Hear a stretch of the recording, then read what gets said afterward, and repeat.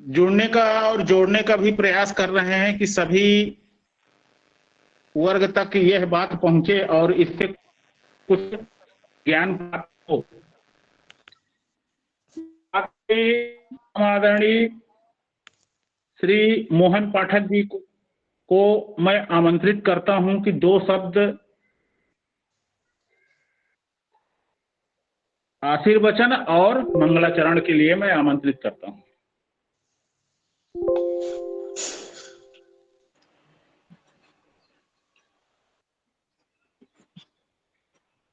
सभी विद्वत समाज को सादर दंडवत प्रणाम। ओम स्वस्ति ओम स्वस्ति ओम स्वस्ति। हरि ओम ओम। आब्रह्मन् ब्राह्मणो ब्रह्मवर्चसी जायतां महाराष्ट्रे राजन्यः सूरहि खव्यो दिव्याधि महारथो जायतां दोग्रीर्धेनुर्वूढा नड्वानासुः सप्तिः पुरन्धियोगा जिष्णोरथेष्ठा सभेयो जुवावस्य जजमानस्य वीरो जायतान्निकामे निकामे नः पर्जन्यो वर्षतु फल्वत्यो न ओषधयः भञ्जन्तां यो गच्छेमूनः कल्पन्ताम् मङ्गलं भगवान् विष्णु मङ्गलं गरुडध्वजः मङ्गलं पुण्डरीकाक्ष मङ्गलायस्तनो हरिः।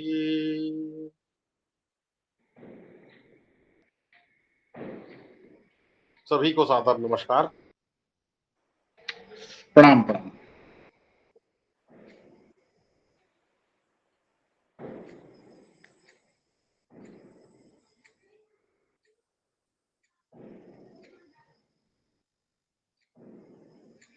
बहुत बहुत धन्यवाद पाठक महोदय। मैं डॉक्टर सत्यनारायण तिवारी बड़े भैया को आमंत्रित करूंगा कि जब तक सत्यम तिवारी महोदय उपस्थित नहीं होते अध्याय 2 श्रीमद् भगवद गीता 5वां श्लोक से प्रारंभ करें। आमंत्रित करता हूं तिवारी भैया को।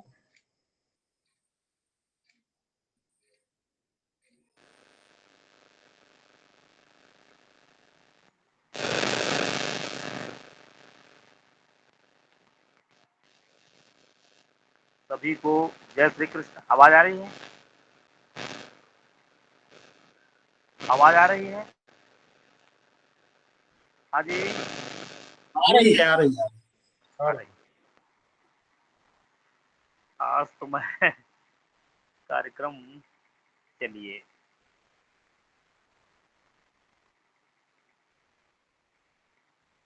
5वां श्लोक ना जी उपाध्याय जी? हाँ, 5वां श्लोक, अध्याय 2 5वां श्लोक। जी। गुरुन् हत्वा हि महानुभाव श्रेयो भोक्तुं भैक्षमिति इह लोके हत्वार्थकामास्तु गुरूनिहैव भुञ्जीय भोगान् रुधिर प्रदिग्धान्। अध्याय 2 में इस श्लोक के पहले अर्जुन जी भगवान श्री कृष्ण से कह रहे हैं, हे मधुसूदन, मैं रणभूमि में किस प्रकार वाणों से भीष्म पितामह और द्रोणाचार्य के विरुद्ध लड़ूंगा, क्योंकि हे हरिसूदन वे दोनों ही पूजनीय, इसलिए इन महानुभाव गुरु न हत्वा गुरुजनों को न मारकर मैं इस लोक में भिक्षा का अन्न भी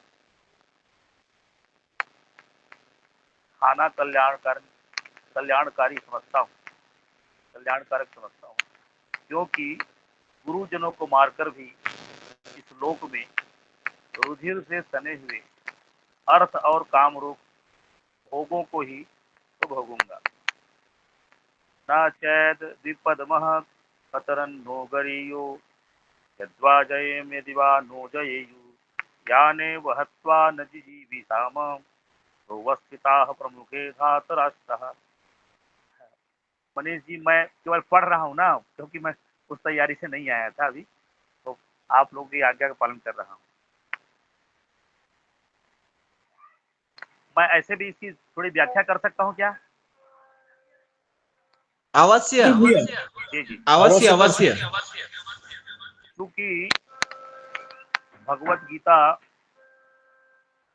भगवान के मुख से निकली है, अर्थात हम सामान्य भाषा में कहें तो भगवान की पुत्री है। और जब हमारे संसार के माता पिता तब प्रसन्न हो जाते हैं जब उनकी बेटियों का सम्मान, उनका भाई छत्तीसगढ़ की दृष्टि से तीजा का पर्व, रक्षाबंधन का पर्व अथवा किसी भी पर्व में जब वे बहन का सम्मान करते हैं, उसी प्रकार जब कोई भी सज्जन गीता की पुस्तक को स्पर्श भी करता है तो हमारे योगेश्वर भगवान श्री कृष्ण प्रसन्न हो जाते हैं। पढ़ने पर तो बहुत ही प्रसन्न होते हैं, आशीर्वाद देते हैं। गीता का स्पर्श मात्र ही भगवान कृष्ण को प्रसन्न कर देता है, क्योंकि या स्वयं पद्मनाभस्य मुख पद्मादि सता, उनके मुख से गीता रूपी गंगा निकली। और अर्जुन केवल अर्जुन नहीं है, बल्कि ये समस्त जीवों के प्रतिनिधि के रूप में गीता को श्रवण कर रहे हैं। और भगवान ने भी, जैसा कि महात्मा में लिखा है, सर्वोपनिषदो गावो दोग्धा गोपाल नंदन पार्थो वत्स सुधीर भुक्ता दुग्धम गीतामृतम। यहाँ पर कई गीता के भाष्यकारों ने कहा है कि जब सभी उपनिषदों को भगवान ने गाय बनाया, स्वयं ग्वाला बन गए, और अर्जुन के लिए कहा एक बात, पार्थो वत्स। तो हम दैनिक जीवन में देखते हैं कि गौ माता का जो बछड़ा होता है वो कितना गोरस का पान करता है। और सामान्य भाषा में कहें तो उस बछड़े को पहनाने के लिए 4 थन होते हैं गौ माता के, उसमें 1 थन का ही प्रयोग वो कर पाता है। तो सुधीर भोक्ता कौन हुए? इसी भाष्य में पढ़ा हूं मैं, क्योंकि भगवान कृष्ण की अनुमति से ही हनुमान जी का आवाहन किया गया था। तो चतुर्युगी हैं, चारों युग में रहते हैं, अजर अमर हैं। वो गीता श्रवण कर रहे थे, कपिध्वज के रूप में ध्वज पर विराजमान। और उसमें महात्मा मैंने ऐसे भी पढ़ा कि वक्ता के आसन से ऊपर आसन पर बैठकर कभी भी कोई कथा श्रवण नहीं करनी चाहिए। वो हनुमान जी ने वो पैशाच्य भाव हुआ और उन्होंने पैशाच्य भाव में की मुक्ति के लिए गीता पर भाष्य लिखा। ये मैंने पढ़ा है, जो बताया आप लोगों को सत्य।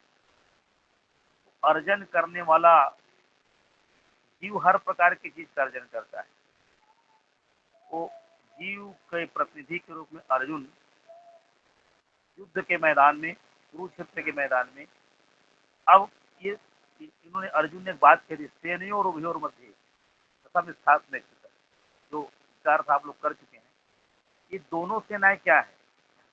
तो हम सामान्य लौकिक भाषा में देखते हैं लोक और परलोक, एक हमारा पक्ष और एक सामने वाले का पक्ष। और योगेश्वर श्री कृष्ण है निष्पक्ष, जैसे आत्मा शरीर में निष्पक्ष, न उससे लाभ से मतलब है न हानि से मतलब है।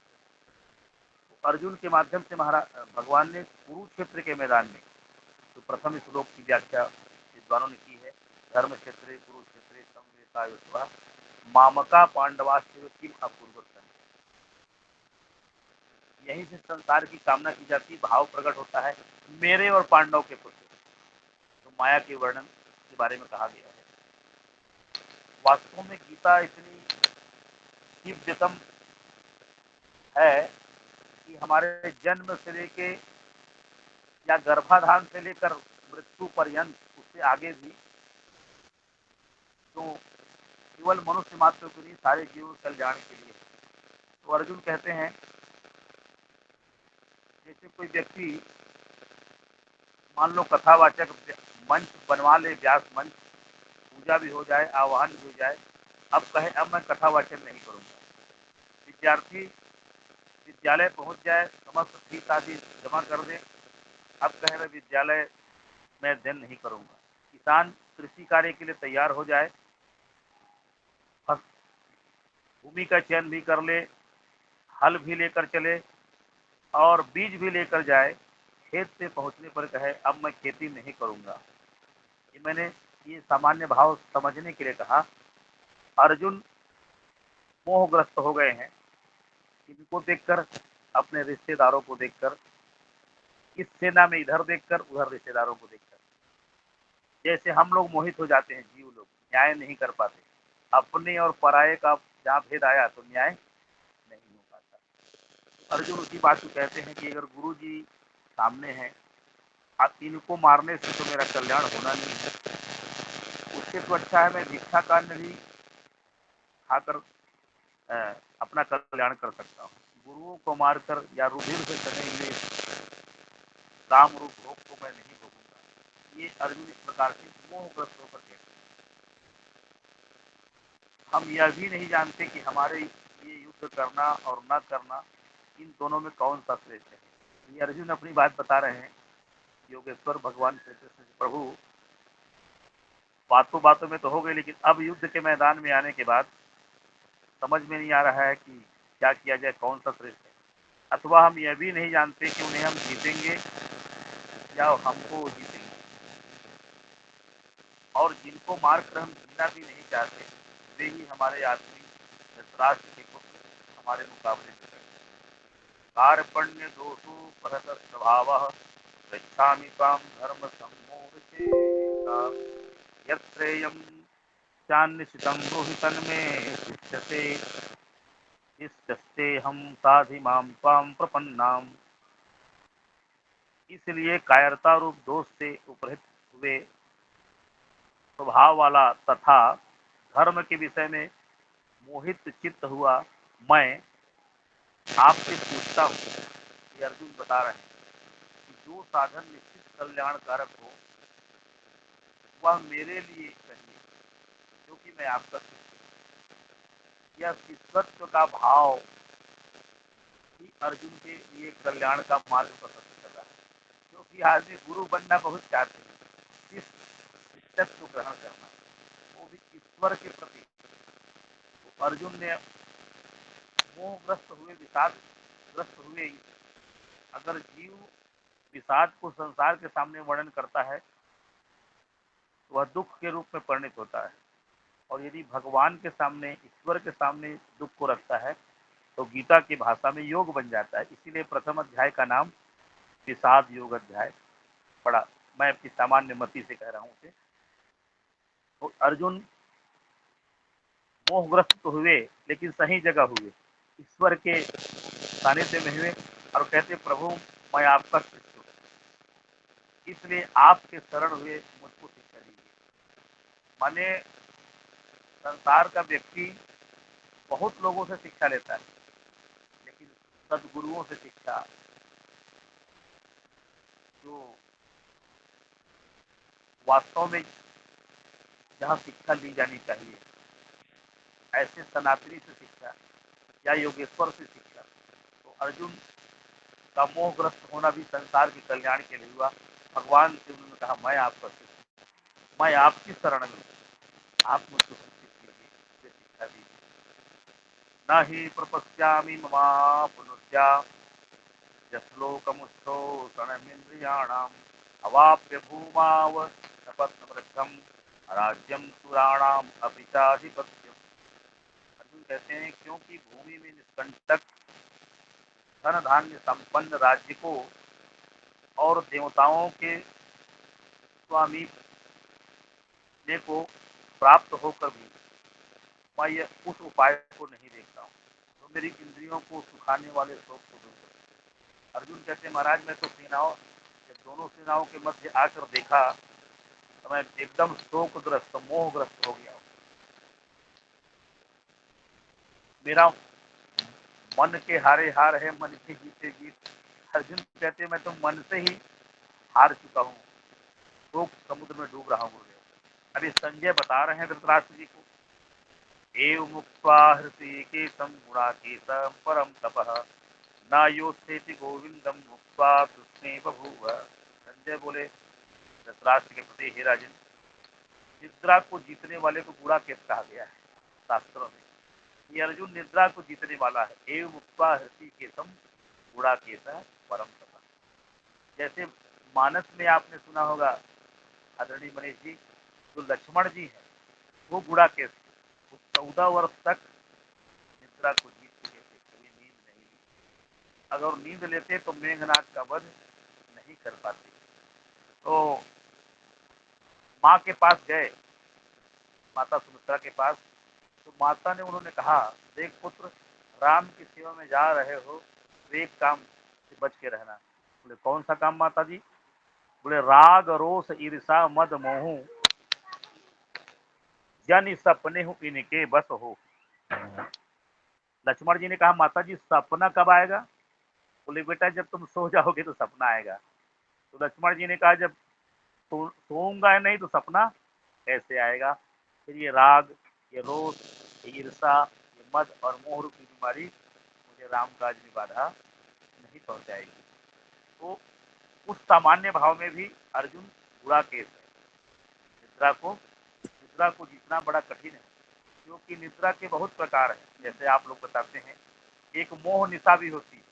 उस रात्रि में भी मोह निशा सब सोवनिहारा, देखई सपन अनेक प्रकारा, यही जग जामिनी जाओ गई, योगी परमारथी प्रपंच। इस निद्रा से जागना भी, तो निद्रा को जीतने वाले अर्जुन अंतर्यामी भगवान श्री कृष्ण के प्रति इस प्रकार कहकर फिर गोविंद भगवान से कहते हैं, आ गए क्या महाराज जी? हाटले समुपस्थाय इसमें मुख्य अतिथि डॉक्टर मनीष शर्मा महोदय, साथ में हमारे मोहन पाठक सर, और व्याख्यान मालाया श्रीमद् भगवद गीता व्याख्यानस्य कृतम अहम परम सम्मानी डॉक्टर सत्यम तिवारी, अटल बिहारी विश्वविद्यालय वाजपेयी महाभागय आह्वयामि। मैं आपको आमंत्रित करता हूं कि 7वां श्लोक जी 7वां श्लोक से आरंभ कीजिए गुरुदेव। जी जी। सबसे पहले मैं मंच में, आभासी मंच में विराजमान आचार्य मनीष जी, आचार्य श्री राम बाबू मिश्र जी और डॉक्टर सत्यनारायण जी, हमारे परम विद्वान आचार्य, और साथ ही साथ में जो ये छत्तीसगढ़ संस्कृत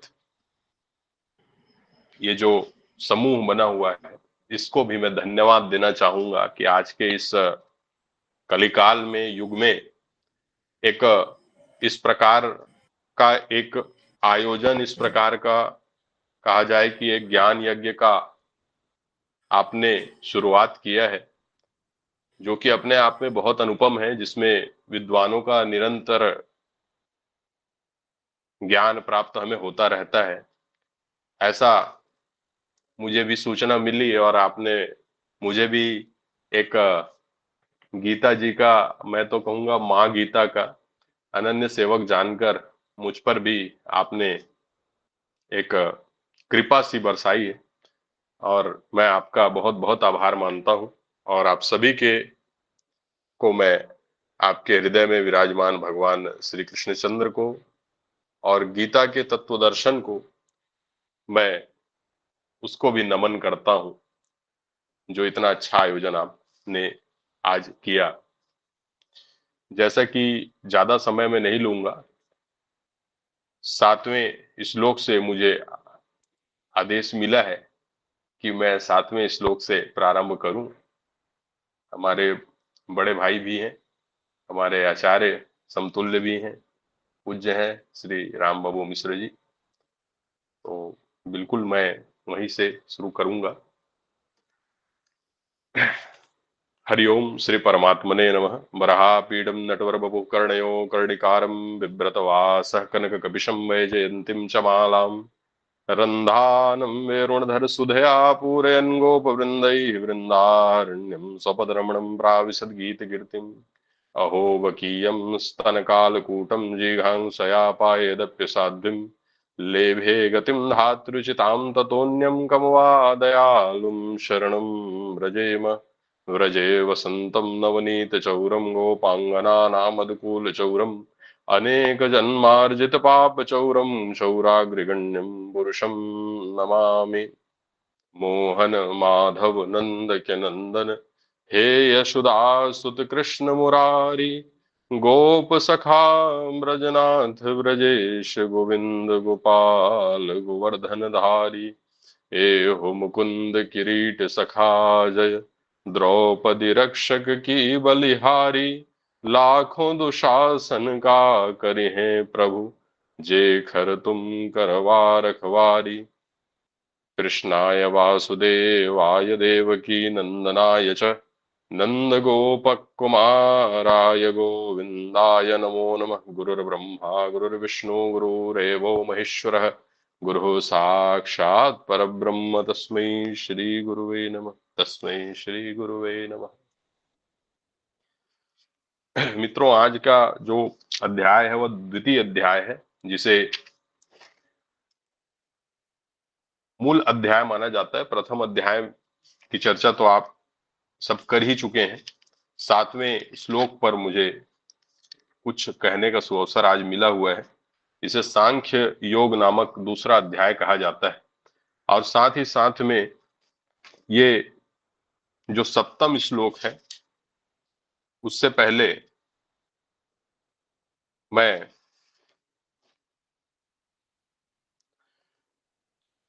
एक श्लोक और पीछे वाला जो श्लोक है उसे लेना चाहूंगा, ताकि हम उसकी भूमिका स्पष्ट कर सकेंगे।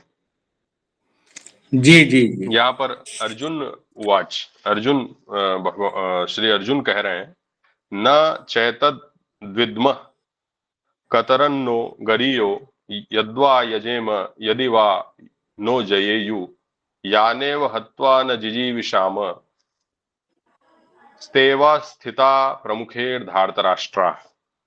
अर्थात हम सब भी यह नहीं जानते कि हमारे लिए युद्ध करना और न करना, इन दोनों में से कौन सा श्रेष्ठ है। वह कह रहे हैं, भगवान से कहते हैं, अथवा यह भी नहीं जानते कि हम जीतेंगे या वे हमको जीतेंगे। जिनको मारकर हम जीना भी नहीं चाहते, वे हमारे आदमी धार्तराष्ट्र के पुत्र हमारे मुकाबले में खड़े हुए हैं। यहाँ पर अर्जुन व्यामोह से ग्रसित है, जहां पर यह बताया जा रहा है कि ये गीता जो है, वास्तव में जब आप गीता गीता कहते हैं तो बार बार आप गीता गीता यदि कहेंगे, बार बार गीता गीता गीता गीता, तो आप तागी तागी तागी तागी निकलेगा। तो तागी तागी का मतलब आप यदि उसे स्पष्ट करेंगे तो त्यागी त्यागी त्यागी त्यागी त्यागी त्यागी। गीता ये हमें समझाती है पहले तो त्याग, व्यामोह से मुक्ति। और अर्जुन महाराज जो है वह स्वयं नर स्वरूप है, वो कोई दूसरे नहीं है, वो साक्षात भगवान श्री कृष्ण ही है। अर्जुन कोई दूसरे नहीं है, अर्जुन भगवान कृष्ण के ही स्वरूप हैं। और यहां पर वो व्यामोह से ग्रसित हुए हैं क्योंकि ये लीला मात्र है भगवान श्रीमन नारायण की। और यहां पर वो कहते हैं, अब यहां पर वो प्रश्न और उत्तर पूछ रहे हैं, बार बार प्रश्नोत्तरी चल रही है। क्योंकि हम लोगों को कैसे प्राप्त होती है ऐसी दिव्य निर्मल ज्ञान, भगवान की वाणी सुनने का अवसर हमें कैसे मिलता। अभी तक जितने भी ग्रंथ हमने देखे, मैं सारे ग्रंथों का, मैं किसी को कम नहीं आंकता हूं। चाहे आप वेद देखिए, पुराण देखिए, आरण्यक देखिए, उपनिषद देखिए, रामायण देखिए, इसमें वाल्मीकि रामायण, कई प्रकार के रामायण है। रामायण में तो रामायण शतकोटि अपारा। तो हर जगह हमें ज्ञान, वेदांत आप देखिए, आप निम्बार्क को पढ़िए, मध्वाचार्य को पढ़िए, शंकराचार्य जी को पढ़िए, सभी को पढ़ेंगे, सभी ने भाष्य किए हैं। लेकिन भगवान की वाणी हमें प्राप्त यदि होती है तो गीता जी में प्राप्त होती है। जो रीजनल वाणी भगवान की वाणी है वो गीता में मिलती है।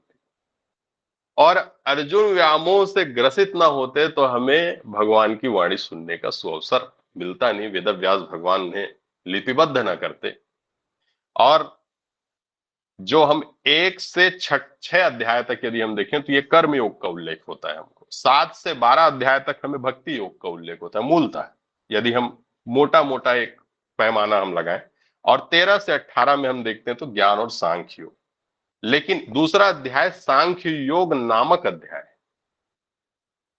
सांख्य का अर्थ ज्ञान भी है। यहां पर व्यामोह से चित्त से विक्षिप्त होकर के अर्जुन पूछ रहे हैं कि ये तो हमारे भाई बंधु ही हैं, आपने हमें इनके सामने खड़ा कर दिया। अब यहां पर अर्जुन के मन की स्थिति बड़ी डावाडोल है। यह हर मनुष्य के साथ होता है। और उन्होंने कहा कि धृतराष्ट्र के पुत्र, अभी तक क्रोध था, अभी तक मरने मारने की इच्छा थी, लेकिन यहां पर अब अर्जुन में, इसीलिए अर्जुन अलग है। केवल अर्जुन को ही गीता क्यों सुनाई गई? कारण क्या था अर्जुन को ही गीता सुनाई गई? भीष्म पितामह जी को भी सुना सकते थे भगवान। भगवान जो है भीम को सुना सकते थे, युधिष्ठिर जी को सुना सकते थे, सभी को सुना सकते थे, पर अर्जुन ही क्यों? अर्जुन जिसका कोई शत्रु ना हो, जिसके रोम रोम में भगवान कृष्ण बसे हों। भगवान को ना पूर्ण ब्रह्मचर्य से प्राप्त किया जा सकता है जैसा कि पितामह भीष्म ने किया, न पूर्ण सांसारिक होकर प्राप्त किया जा सकता है। भक्ति के लिए किसी भी स्तर की आवश्यकता नहीं, भक्ति कोई भी कर सकता है। और यदि हम इन 18 अध्याय और 700 श्लोक की चर्चा करें गीता में, तो हमें एक चीज प्राप्त होती है कि वास्तव में भक्ति ही सार मात्र हमें प्राप्त होती है। यहां पर अभी कहीं ना कहीं सांख्य ज्ञान की बात हो रही है। इसकी परिणति, अंतिम परिणति भक्ति में होगी। यदि हम 18वें अध्याय तक जाते हैं तो धीरे धीरे नत होते हुए अर्जुन की शिष्यस्तेहम शाधिमाम त्वाम प्रपन्नम, इस भाव में ही जब गुरु के सामने शिष्य जाता है, तब कहीं जाकर के उसके ज्ञान का, विज्ञान का, उसके प्रश्नों का, उसके शंकाओं का, उसके इच्छाओं का समाधान अंत में तब होता है जब वह नम्र होता है, नत होता है। लेकिन यहां पर, क्योंकि ये दूसरा अध्याय है, यहां पर अर्जुन प्रश्न पूछना चाह रहे हैं। यहां पर मित्र कृष्ण है, यहां पर भगवान कृष्ण नहीं है। यहां पर मित्र कृष्ण से प्रश्न पूछ रहे हैं अर्जुन कि आप ये बताइए कि आपने मुझे मेरे ही भाइयों के खिलाफ खड़ा कर दिया है। आप यहां पर राजनीतिज्ञ कृष्ण है, यहां पर द्वारिकाधीश कृष्ण है, अभी परमात्मा कृष्ण है, ये मन में नहीं आया अर्जुन। ये अंतर है द्वितीय अध्याय। तृतीय, चतुर्थ, पंचम, षष्ठम, अष्टम करते करते भगवान की भगवत्ता का बोध होना उनको शुरू होता है। जब ईश्वर स्वयं को जही जानई सो देव जनाई, जानत तुम्ही तुम्ही होई जाई। जब तक ईश्वर भगवान जो है चाहते नहीं कि मुझे कोई जान जाए, तब तक कि सामने वाला व्यक्ति वो उसे जान ही नहीं सकता।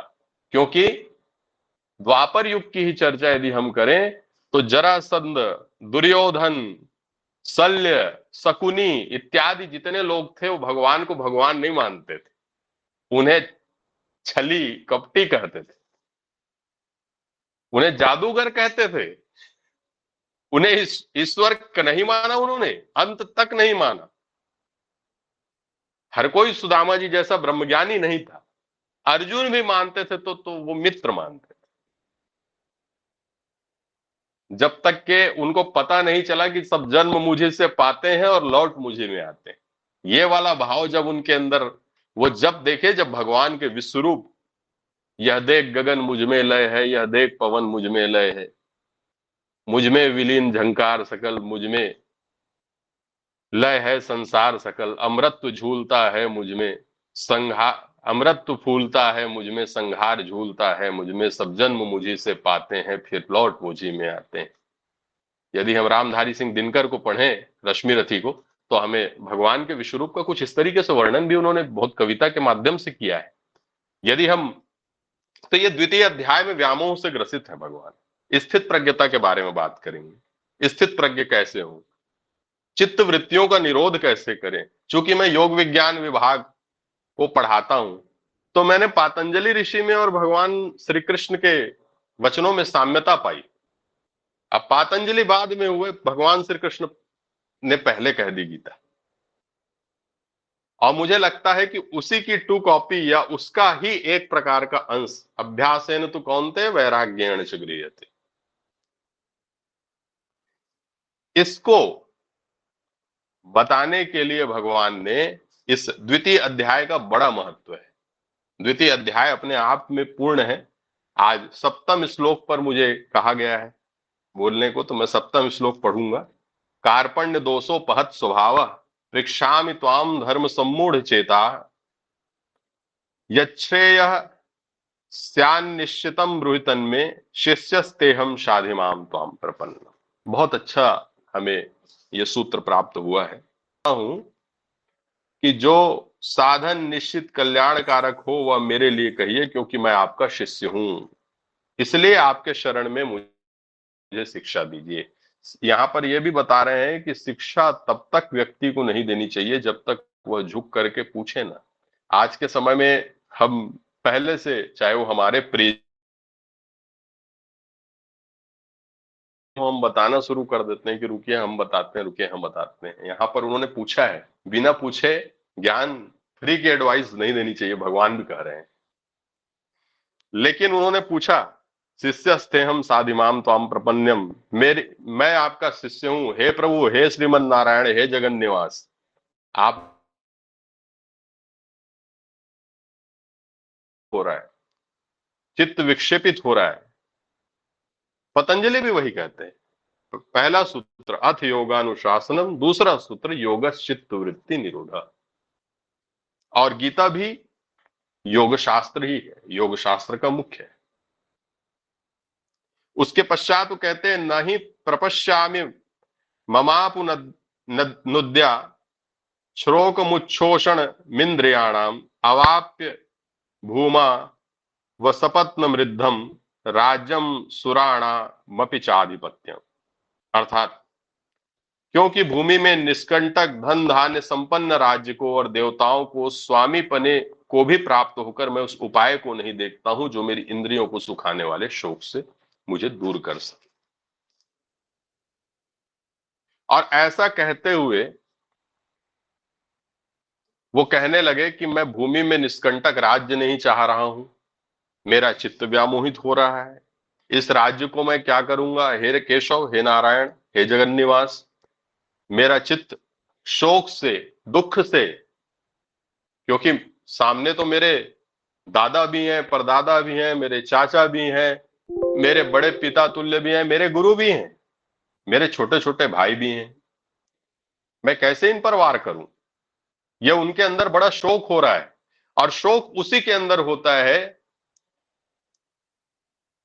जिसमें सहजता होती है, सरलता होती है, दिव्यता होती है। अर्जुन उतने ही बड़े रणधीर, रणकुशल योद्धा थे, अर्थात इंद्र को भी पराजित करने की सामर्थ्य अर्जुन जी रखते थे।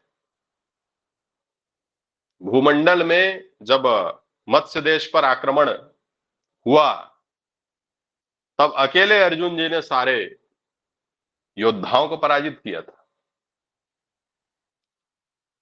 वे अर्जुन कह रहे हैं कि आज मैं शोक से ग्रसित हो रहा हूं, आज मेरा, हे प्रभु, मेरा गांडीव हाथ से छूटा जा रहा है, और धर धर करके आंख से आंसू निकलने लगे, क्योंकि अर्जुन भावुक हैं।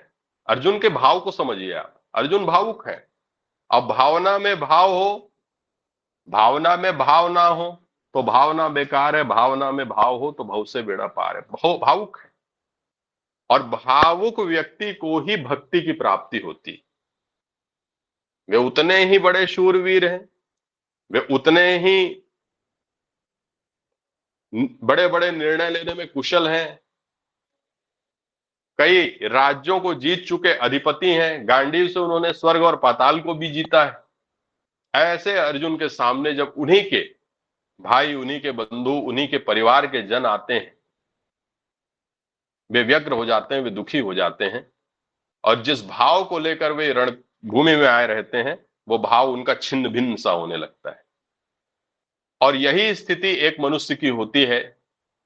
कभी न कभी उसके जीवन में धर्म संकट की स्थिति आती है, जब सामने उसके कोई अपने खड़े हों, जब सामने उसके गुरु खड़े हों, और धर्म की स्थिति ऐसी होती है कि उन्हें उनके खिलाफ जाना पड़ता है। वहां पे वो निर्णय नहीं कर पाते हैं कि क्या करना चाहिए, डूज और डोंट्स, क्या करें क्या ना करें, इसकी कोई भी समझ नहीं होती, या परिस्थितियों का इतना दबाव सा आ जाता है। आज हम देखते हैं पेपरों में आपको मिल जाएगा, कितने ही सारे हमारे युवा और हमारे जितने साथी हैं इसी व्यग्रता को, इसी तनाव को, इसी भाव को समझ ना पाने के कारण में अपनी जीवन लीला समाप्त कर लेते हैं। उन सभी को इस संदेश मिलता है गीता से कि वे किस प्रकार से अपने जीवन का प्रबंधन करें, अपने मन का प्रबंधन करें,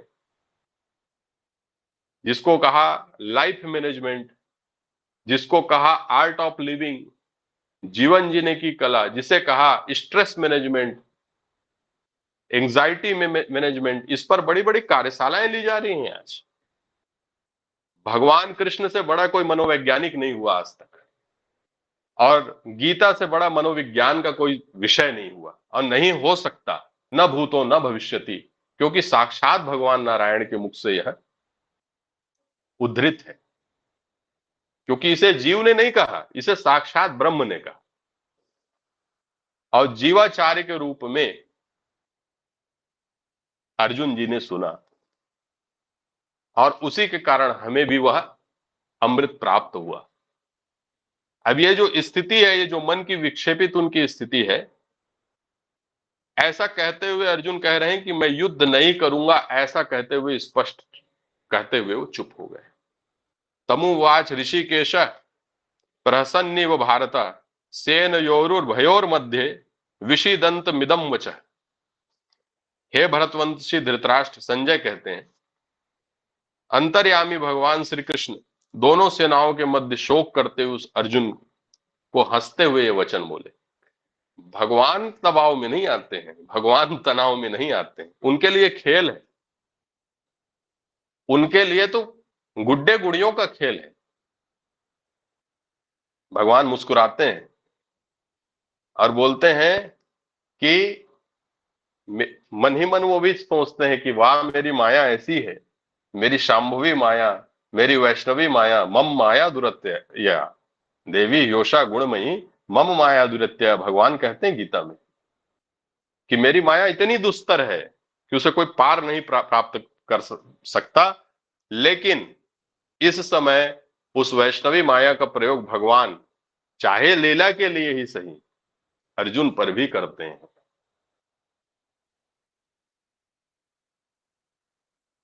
बड़े बड़े ज्ञानी, विज्ञानी, वेदांती, पंडित, साहित्यकार, ब्रह्म को भी जानने वाले, निर्विकल्प समाधि को भी जानने वाले, सविकल्पक समाधि के बोध वाले, वे भी भगवान की माया से वे बचे हुए नहीं रहते। पाताल से लेकर के ब्रह्मलोक तक भगवान की माया व्याप्त होती है। मस्कहीं करहीं बिरंच सम, मच्छर को ब्रह्मा और ब्रह्मा को मच्छर बनाने की ताकत, ये भगवान की वैष्णवी माया है, जिसका स्वरूप बोधन यहां पर सूक्ष्म रूप से हमको मिलता है कि अर्जुन जी में भी हो रहा है।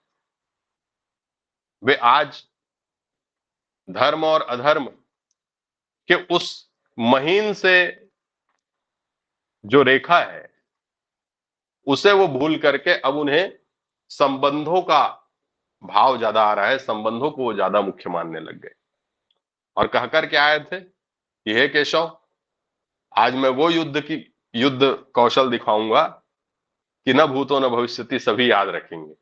परंतु जैसे ही हमारा उस परिस्थिति से सामना होता है तो हमारे अंदर में वह हमारा चित्त विक्षेपित हो जाता है, और यहीं पर गुरु की आवश्यकता होती है, यहीं पर गुरु की आवश्यकता होती है, यहीं पर मार्गदर्शक की आवश्यकता होती है। और वो गुरु क्या, वो तो गुरुओं के गुरु हैं, तो जगत गुरु कृष्णम वंदे जगत गुरुम। भगवान श्री कृष्ण वहां पर एक गुरु की भांति, एक पिता की भांति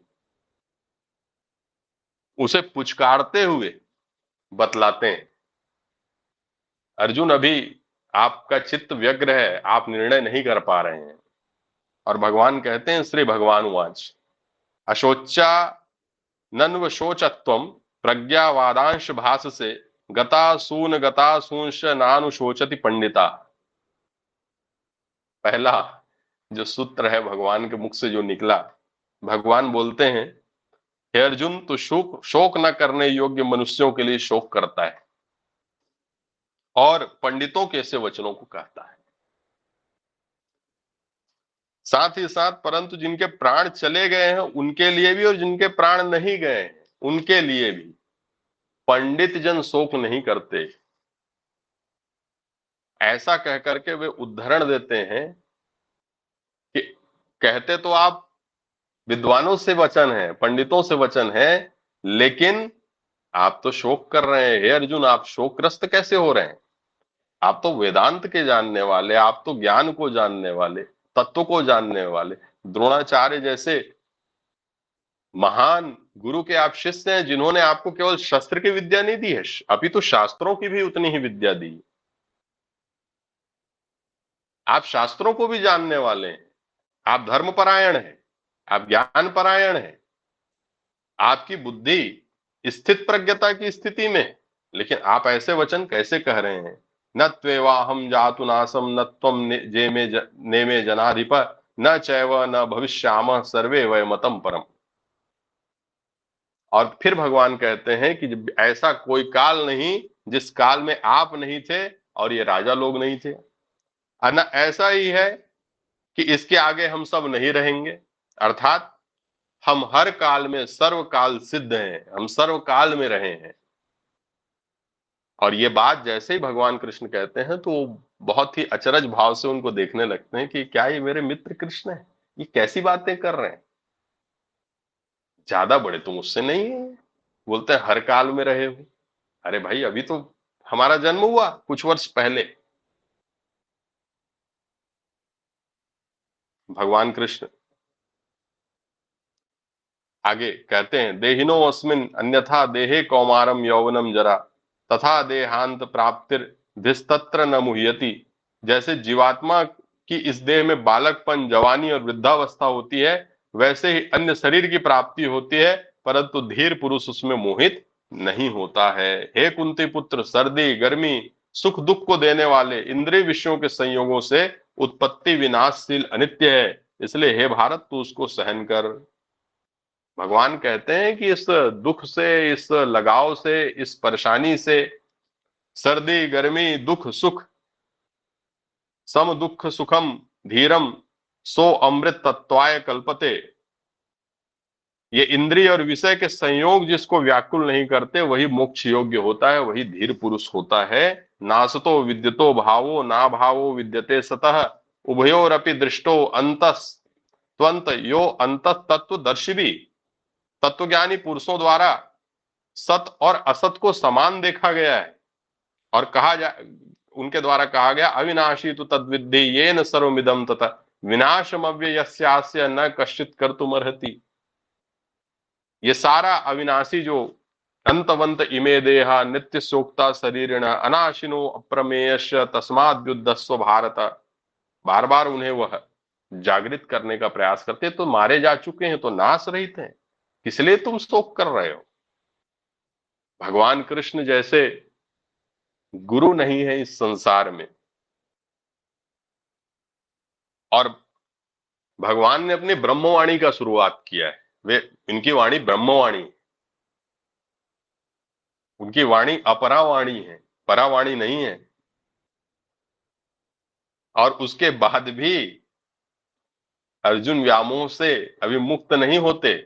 अर्जुन बस भौचक्के होकर देखते रहते हैं कि क्या ये मेरे मित्र कृष्ण है, कि द्वारिकाधीश कृष्ण है, कि क्या ये परब्रह्म कृष्ण बोल रहे हैं। ये कृष्ण की भाषा से थोड़ी अलग भाषा है, क्योंकि भगवान ने अपनी भगवत्ता का बोध पूर्ण रूपेण नहीं कराया था जब तक उन्होंने पूरे विश्व रूप का दर्शन उन्हें नहीं दिया था। ये तो जानते थे कि परमात्मा है कृष्ण, बाद में अपनी वैष्णवी माया से तुरंत वो भुलवा देते थे, भूल जाते थे उनको, वो फिर मित्र मानने लगते थे, फिर हंसी ठिठोली करने लगते थे, फिर उनके साथ में वह मित्रतापूर्ण व्यवहार करने लगते थे। यही तो भगवान श्री कृष्ण है। जही जाने सो देव जनाई, जानत तुम्हें तुम्हें हो जाई। अब भगवान तो कहते हैं कि जो मोह ग्रसित हुए हो वह मोह भी मेरा स्वरूप है। जो प्रश्न है वह भी मेरा स्वरूप है और उत्तर तो मैं स्वयं हूं ही, क्योंकि मैं संसार को कुछ देना चाहता हूं। उसके लिए मुझे लीला करनी पड़ेगी और लीला के लिए मुझे एक सुपात्र पात्र चाहिए, वह अर्जुन है। और ऐसा कहते हुए भगवान दूसरे अध्याय के 16वें से 25वें श्लोक तक केवल आत्मा के स्वरूप का मूल रूप से वर्णन करते हैं कि आत्म स्वरूप क्या है। स्थित प्रज्ञता की बात करते हैं। सुखे दुखे समय कृत्वा लाभा लाभो जया जयो, यहीं पर योग के सूत्र भी मिलते हैं दूसरे अध्याय में हमको। प्राकृतिक चिकित्सक या वैद्य राज लोग होते हैं तो वो पहले ये करते हैं कि सीधे दवाई नहीं देते, वो पहले कहते हैं कि आपके वात पित्त कफ सम है क्या कि नहीं। अष्टविध परीक्षा होती है, नाड़ी परीक्षा होती है। अष्टविध परीक्षा करके वो देखते हैं कि क्या इनमें कोई दोष प्रकुपित हुआ है, चाहे वात हो या पित्त हो या कफ हो। बाद में स्नेहन स्वेदन इत्यादि, वमन विरेचन वस्ती इत्यादि कई सारे ऐसे पंचकर्म के उपक्रम होते हैं, उससे उनके वह जो है पित्त का वात का समन करते हैं। उनकी जो गंदगी है, जो अंदर गंदगी भरी हुई है हमारी, उसे वो वमन विरेचन वस्ती के द्वारा स्वस्थ शुद्ध करते हैं। उनके भोजन को, उनकी जीवनचर्या को, दिनचर्या को बदला जाता है। और तत्पश्चात जब शरीर की पूरी सफाई शुद्धि हो जाती है 2 माह 3 माह 4 माह 6 माह में पूर्ण रूपेण, तब उनका इलाज उनके द्वारा सुनिश्चित किया जाता है। आजकल आप मेडिकल साइंस में देखते हैं, मैं नकार नहीं रहा हूं, लेकिन उसमें सीधे दवाई देते हैं, अर्थात दोष छिप जाते हैं, दब जाते हैं। 500 mg की दवाई दे दी, 1000 mg की दवाई दे दी, ठीक है।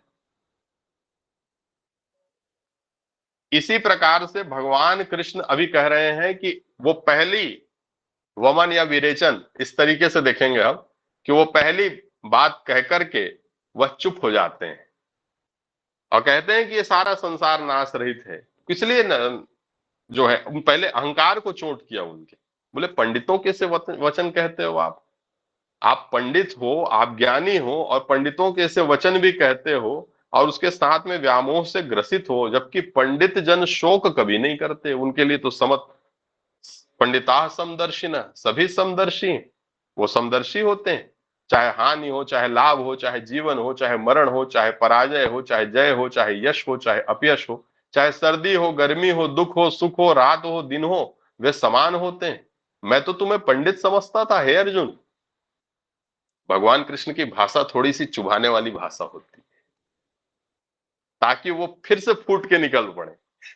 ये मनोस्थिति अर्जुन की है। वो सीधी बात नहीं करते, कृष्ण टेढ़े हैं, राम नहीं है वो अहंकार को चोट करते हैं कहीं ना कहीं कि हे गांडी उधारी। कुछ बातें तो मुझे लगता है कि वेद व्यास जी ने लिखी नहीं है, लेकिन उस बीच में और भी चर्चा हुई होगी। 700 श्लोक मूल प्राप्त हुआ। कई विद्वान विद्वज्जन कहते हैं कि कई श्लोक और भी थे, कुछ श्लोक और भी थे जो छिपे हुए श्लोक थे। हमारे कई सारे ग्रंथ, हमारे कई सारे भाष्य, तक्षशिला, नालंदा इत्यादि हमारे बड़े बड़े विश्वविद्यालय होते थे। जब अंग्रेज और मुगल इत्यादि आए तो उन्होंने उसको जला दिया था और बोलते हैं वो कई महीनों तक के धू धू करके जलता रहा। हमारे बहुत सारे श्रुति स्मृति पुराणों का हमारा लोप हुआ, लेकिन आचार्यों ने पुनः उसे जागृत जीवित किया। लेकिन भगवान की भगवत्ता देखिए कि एक कुशल मार्गदर्शक, एक कुशल गुरु, एक कुशल व्याख्यानकार, एक कुशल सारथी के साथ में गुरु का भी कार्य कर रहे हैं, मनोवैज्ञानिक का भी। 64 कला युक्त है भगवान, मूल 16 कला थी। वे अपने रथी के मन की पीड़ा को जानते हैं और बताते हैं हम सभी को कि हम भी अपने से जुड़े हुए जितने, चाहे वो हमारे शिष्य हो, चाहे माता हो, चाहे पिता हो, चाहे समष्टि जगत हो, व्यष्टि जगत हो या समष्टि जगत हो, हमसे जुड़े हुए जितने भी हैं, उनके सबके दुख सुख, इच्छा अनिच्छा, क्रोध को, पीड़ा को, दर्द को, जब तक हमारे अंदर भाव संवेदनाएं नहीं होंगी हम जान नहीं पाएंगे। हर जगह मैसेज है, हर जगह उनके हर लीलाओं में एक बोध छिपा हुआ है, एक तत्व दर्शन छिपा हुआ है। इनकी जितनी व्याख्या की जाए मुझ में कोई सामर्थ्य नहीं है। भगवान सहस्त्र फण से जो शेष जी हैं वो भी उनके महिमा का गान नहीं कर सकते। अंत में वेद भी उन्हें नेति नेति कह देता है। वो अनंत है, अनंत पर विराजित होते हैं। अनंत अर्थात भगवान शेष।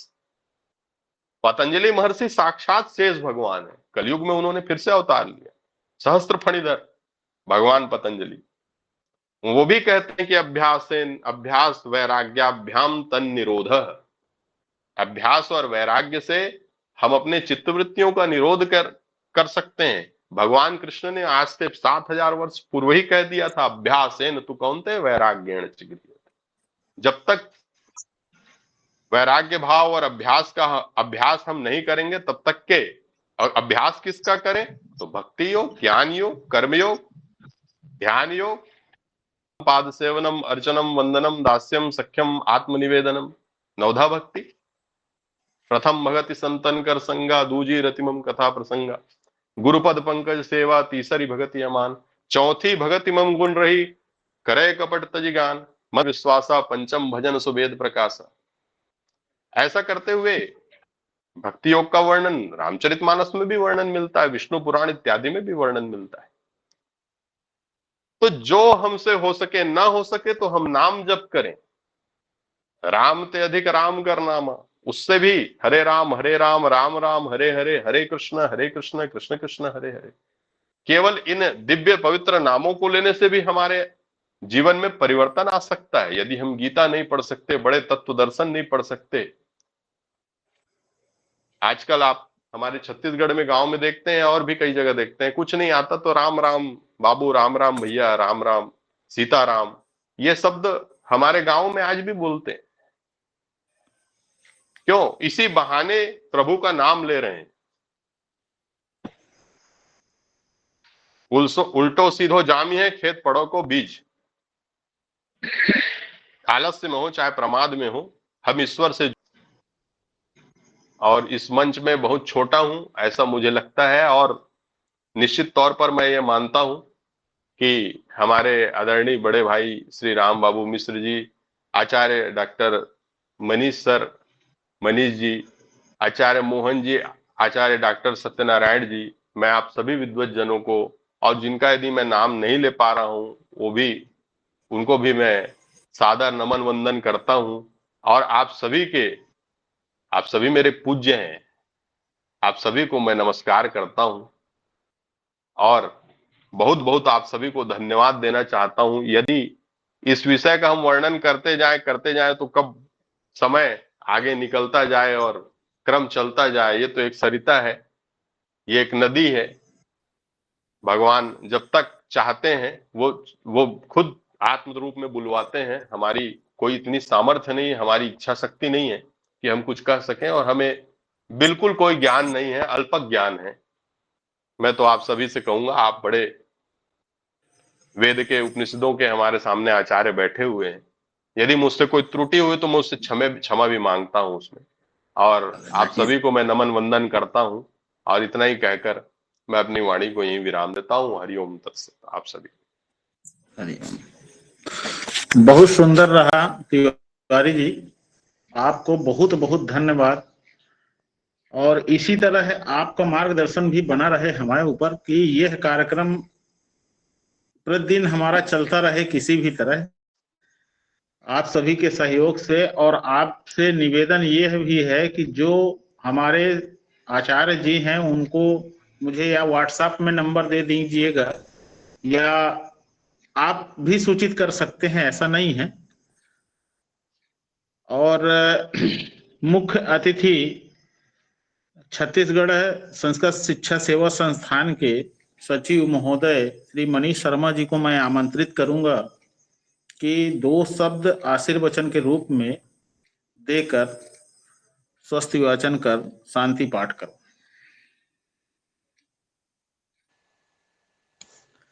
ओम अखंड मंडलाकारं व्याप्तं येन चराचरं तत्पदं दर्शितं येन तस्मै श्री गुरवे नमः।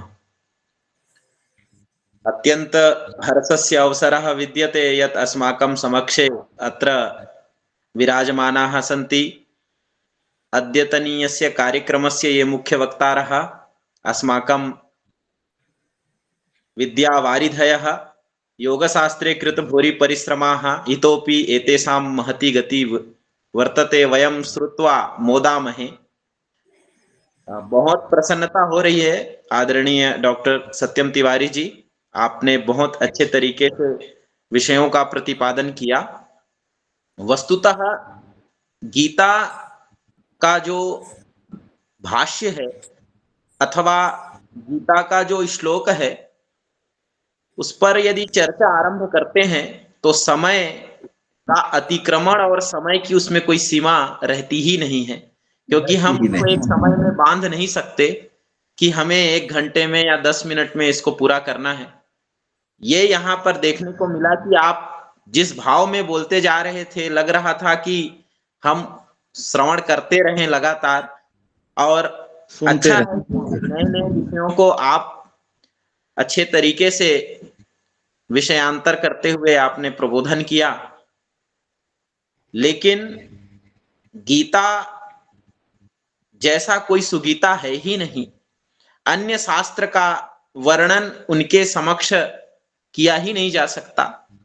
इसलिए गीता सुगीता कर्तव्या कि मन्यैः शास्त्र विस्तर, ये वचन हमें प्राप्त हुआ है। और भगवान साक्षात गीता का जो उच्चारण किए हैं, हरियाणा में वो क्षेत्र है आज भी कुरुक्षेत्र, उस स्थान में हम लोग संस्कृत पढ़ते हैं पढ़ाते हैं तो शब्द का एक लक्षण है कि शब्द जो है ना आकाश में रहता है। शब्द गुणकम आकाशम, न्याय में कहा गया है।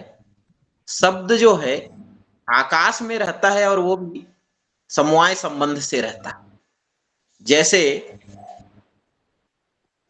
शरीर में आत्मा जो रहती है वो संयोग संबंध से रहती है, लेकिन मनुष्य जो जो वस्त्र पहनता है और जो वस्त्र में आपको सफेद, पीला, लाल, नीला जो दिखाई देता है, यह एक वर्ण है, गुण है, जिसको हम हरित, कपिश, विभिन्न रक्त वर्णों से बोलते हैं। लेकिन मूल रूप में जब आप जाएंगे तो पृथ्वी जन्य वो सूत है, जिसका स्वाभाविक वर्ण कुछ अलग ही है। लेकिन जब उस वर्ण को सूत के साथ संबंध कर दिया गया तो ऐसा समवाय संबंध हुआ कि आपको ये भ्रम हो जाता है, या हम सब ये व्यवहार करते ही हैं कि ये वस्त्र हमारा रक्त वर्ण का है। अब उस रक्त वर्ण को उस सूत से अलग नहीं किया जा सकता, क्योंकि वह संबंध समवाय संबंध है। इसी को हम अभेद संबंध बोलते हैं। उसी तरह जो भगवान ने उच्चारण करके कुरुक्षेत्र में महाभारत के समय शांति पर्व, भीष्म पर्व के अंतर्गत इसको किया, वो आज भी समवाय संबंध से उस आकाश में विराजमान है। इसीलिए नासा के वैज्ञानिक लोग आज भी ये चीज को शोध कर रहे हैं कि गीता का वो भगवद वचन आकाश में कहां गुंजायमान है, हम उसको जरा ढूंढें, प्रयास करें। इसलिए हम संस्कृत पढ़ते हैं पढ़ाते हैं तो उसको सिद्ध भी करते हैं कि निश्चित रूप से भगवद वचन, और व्याकरण शास्त्र में तो कहा गया है कि शब्द ही ब्रह्म है, शब्द ही ब्रह्म है। हमारे शास्त्र का स्पष्ट कथन है कि अनादि निधनम ब्रह्म शब्द तत्वम यदक्षरम विवर्तते अर्थ भावेन प्रक्रिया जगतो यतः। ये संसार जो है ना केवल प्रक्रिया रूप में उपस्थित है, लेकिन वाग व्यवहार केवल शब्द से चल रहा है। और वाग व्यवहार का हम माध्यम बनाते हैं कागज को, वाग व्यवहार का माध्यम बनाते हैं किसी सिस्टम को, लेकिन उद्देश्य यही रहता है कि कम्युनिकेशन हमें प्राप्त हो और उसका फीडबैक हमें मिलता रहे एक दूसरे का। तो ये जो शब्द है, यही शब्द साक्षात भगवान का उच्चारण हुआ, ये गीता का वचन है।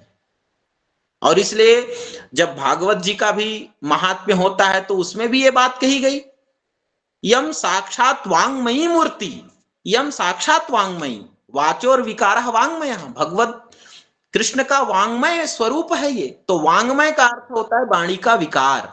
तो भगवान श्री कृष्ण के वाणी से, मुख से जो निकला हुआ विकार है वो पूरा गीता का स्वरूप है, पूरा ये भागवत जी हैं। इसलिए हम कहीं ना कहीं इसी शब्द को ही ब्रह्म मानते हैं और उसकी चर्चा करना हम लोगों के लिए बहुत बड़ी बात है। अतः इस विषय को जितना हम कहें उतना ही अति है। आचार्य श्री डॉक्टर सत्यम तिवारी जी का भी मैं बहुत बहुत धन्यवाद ज्ञापित करता हूं कि आप ऐसे ही आते रहें, और यह एक संस्थान का प्रकल्प है कि हम निश्चित रूप से हम समाज के उस छोर तक पहुंचाएं इस गीता को, जहां तक हमारा एक बालक आगे बढ़ रहा है, इस नवयुग में आ रहा है, उस नवयुग को हम अर्वाचीन और प्राचीन से जोड़ते हुए आधुनिक की कला बताते हुए उसको ये पूरा बोध कराए। यही इस गीता पारायण का उद्देश्य है और संस्थान नित्य निरंतर इस पर लगा हुआ है।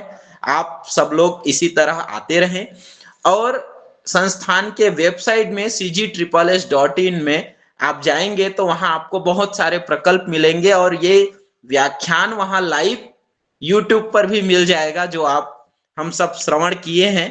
तो निरंतर हम इसको प्रतिदिन सुन सकते हैं और इसको हम ज्यादा से ज्यादा लोगों तक पहुंचा सकते हैं। इसलिए आयोजक के संयोजक इस कार्यक्रम के डॉक्टर राम बाबू मिश्र जी को बहुत बहुत धन्यवाद। अब धन्यवाद ज्ञापन करने के लिए आप साक्षात मिश्रा जी हैं, आप ज्ञापन करते हुए आगे बढ़ाएं। बहुत बहुत धन्यवाद।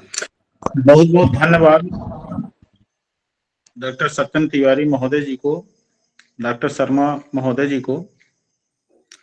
शांति पाठ सभी करेंगे और यहीं से समापन होगा। सभी लोग सर्वे भवन्तु सुखिनः,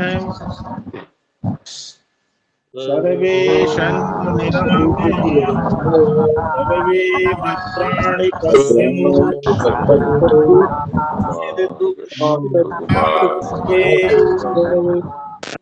शांति शांति।